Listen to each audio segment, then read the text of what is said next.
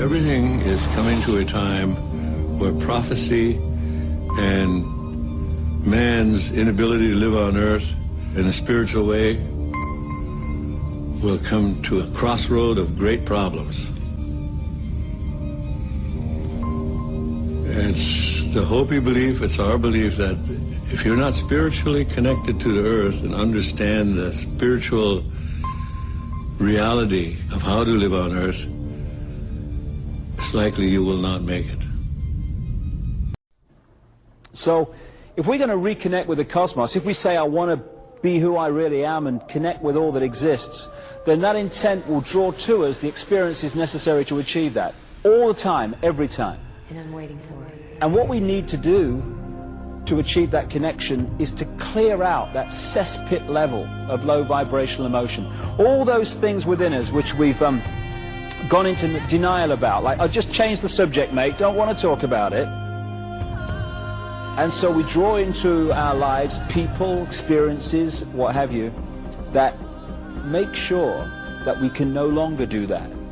That this has to come out and be processed, and we have to clean out all this emotional debris that's disconnecting us from who we really are. And so if we're prepared to walk this journey, if we don't at that stage when the challenges come go, oh no, like spirituality but not that badly, thank you very much. If we're prepared to take those challenges, to take a step back and realize that it's actually an experience that is going to set us free rather than a really negative bad thing that is something to do with the fact that we're not good people. Must have been something terrible in a previous life. I hear that all the time. These connections or these challenges are to help set us free by cleaning this out. It's important we understand that. And I find that there are so many people in what's called the New Age or into the psychic stuff and all the rest of it who are still operating on a fraction of who they are because they're not prepared to do what is necessary and take the challenges to face what's within us. And we all have this stuff within us to remove and process. And when you do, that's when you can start talking about freedom. And it's coming back, as we come to a close here, to the same thing again and again, the way to freedom. And that is to step out of the fear what other people think of us and just do it, just do it, just do it. People say to me sometimes, how do I get over the fear of what people think? How do I get over the fear of what people think of me? What I would suggest is let the fear be the trigger to overcome it.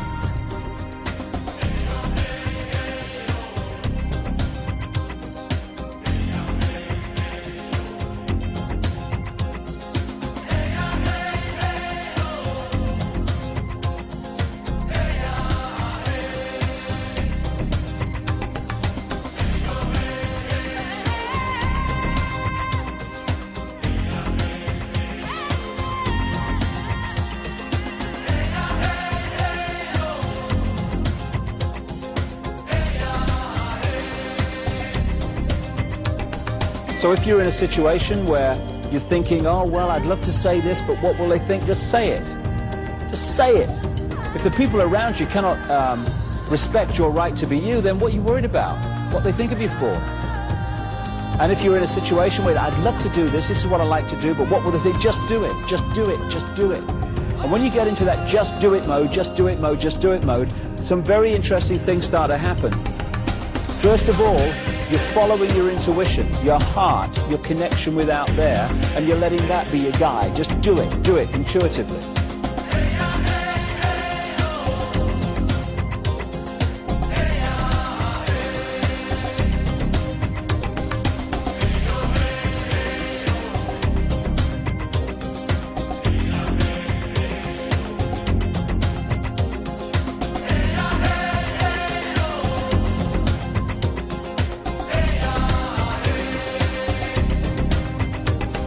And after a while, and I've seen this in my own life, although the head is screaming, oh my God, what are you doing? Eventually, you start to realize that when you follow your intuition, although it might set up great challenges to start with, and you think, oh my goodness, what have I done? Eventually, you see that everything was exactly what was necessary to bring about a positive outcome.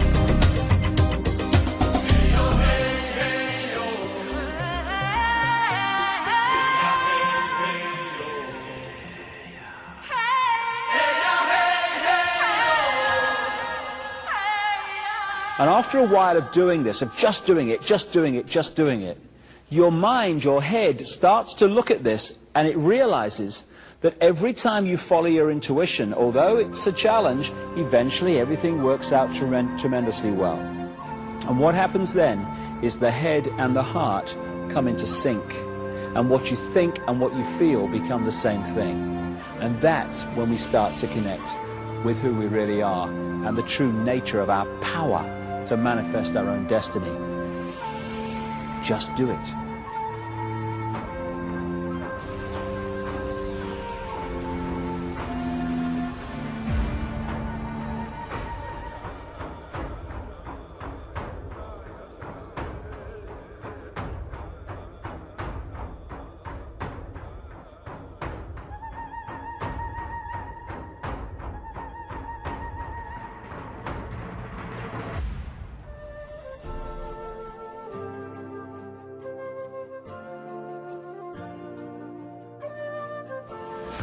For me, what we call soul, the highest expression of ourselves, is pure love. I don't care who you are, what your background is, what you've done. I don't care if you're Henry Kissinger or George Bush or David Rockefeller or the Queen of England or any of these guys that have been manipulating the world and still are. At that level of yourself, you're pure love. Everyone is. But we can become disconnected from that level and manifest in that disconnection anything but pure love. But that's what we all are, all of us. And when we get disconnected, that's when the problems start, and the imbalances start, and the imbalanced behavior starts. When we're born into a physical body, if we maintain that connection with pure love, soul, then we have everything we need for a balanced life. We have the eyes and ears information coming in, telling us and giving us a fix about the world around us, and we have the connection with soul, the big picture, the intuition, mission control, which is guiding us from another perspective. We have both. Symbolically, it's like a spaceman on the moon, where you're in that big spacesuit, symbolic of the body, and you've got the eyes and ears information giving you a fix on what's happening on the moon around you. But you've also got mission control, the big picture, giving you the big picture guidance. This is what comes next, then do that, and this is what's next on the agenda. Symbolic of intuition. Imagine what would happen if someone came along and cut or dramatically reduced that spaceman's connection to mission control. Suddenly, this is the only information and the vague memory of what should have been happening at this time. They're the only fix we have on who we are and where we are. And that spaceman's behavior would dramatically change within seconds and minutes compared with what it would have been had mission control stayed in big picture contact. And that symbolically is what happens to us when we come into this world. When we're born, the conditioning starts, the programming starts to disconnect us from mission control, the big picture, soul.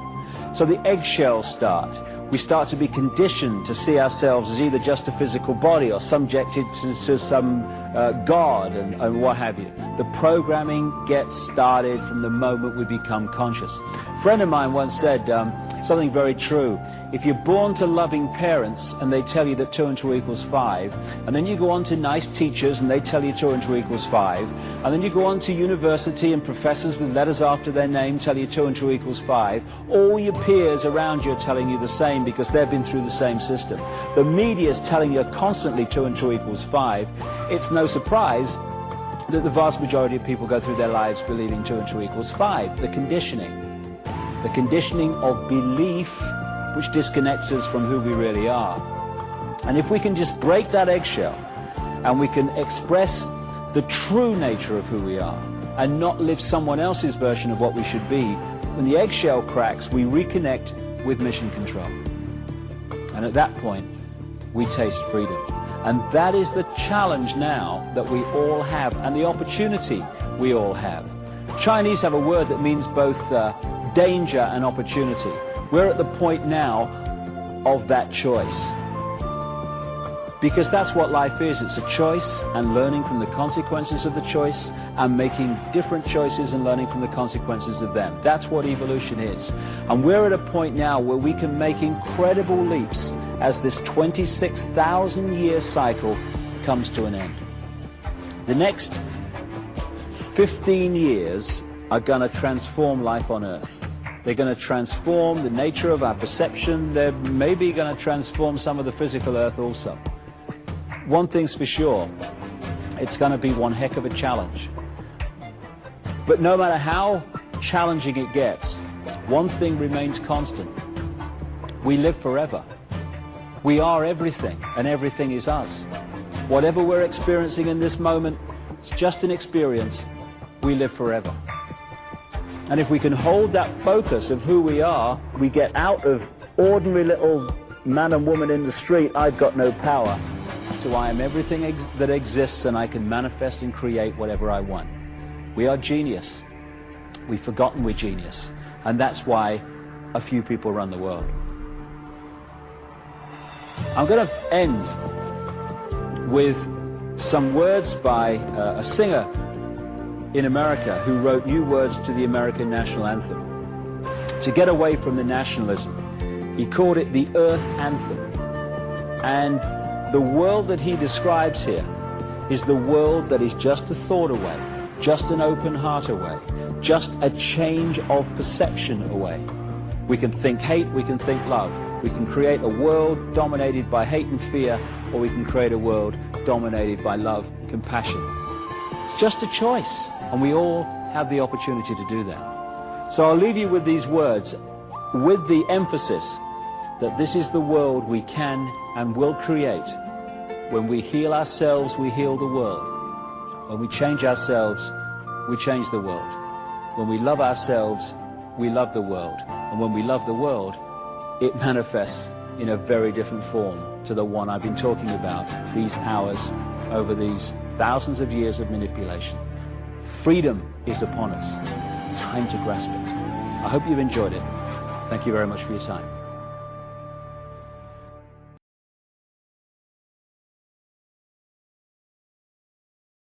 You should treat all things as spirit.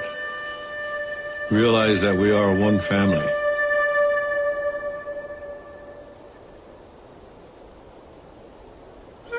It's never something like the end. Just like life, there is no end to life.